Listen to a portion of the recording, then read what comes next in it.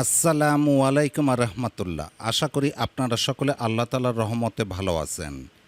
আজ আমি আলোচনা করব রাতের যে দোয়া আল্লাহ ফেরত দেন না। তো চলুন আমরা জেনে নিই হাদিস ও কোরআনের আলোকে। রাতের ইবাদত ও দোয়া আল্লাহর কাছে অনেক মর্যাদা ও সম্মানের। রাতের দোয়া ও ইবাদতে তাওহীদের সাক্ষ্য দিয়ে মহান আল্লাহর কাছে দোয়া করলে সে দোয়া আল্লাহ তাআলা ফেরত দেন না। বান্দার সব দোয়া আল্লাহ তাআলা কবুল করে নেন। হাদিসে এসেছে, রাসূলুল্লাহ সাল্লাল্লাহু আলাইহি ওয়াসাল্লাম বলেছেন, যখন তোমাদের কেউ রাতে জেগে আল্লাহর কাছে দোয়া করে আল্লাহ তাআলা তার দোয়া কবুল করেন। আর যদি ওই ব্যক্তি অজু করে এবং নামাজ আদায় করে তবে সে নামাজও কবুল করা হয়। সূত্র বুখারী ও মিশকাত। দোয়াটি আমি আরবিতে ও বাংলা উচ্চারণ সব ভিডিও স্ক্রিনে দিয়ে দিয়েছি, আপনারা দেখতে পাচ্ছেন।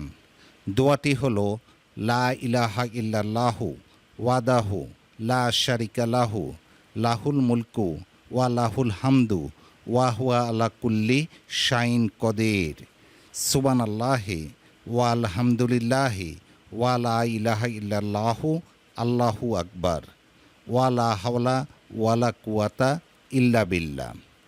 ভাই ও বোনেরা, আপনাদের সুবিধার্থে আমি ভেঙে ভেঙে পড়েছি।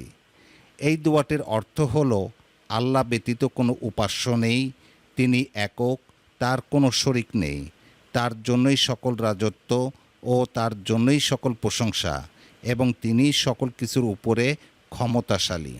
মহাপবিত্র আল্লাহ, সকল প্রশংসা আল্লাহর জন্য। আল্লাহ ব্যতীত কোনো উপাস্য নেই, আল্লাহ সবার চেয়ে বড়, নেই ক্ষমতা, নেই কোনো শক্তি আল্লাহ ব্যতীত। অতপর বলবে রাব্বিক ফিরলি, অর্থাৎ হে আমার রব, আমাকে ক্ষমা করুন।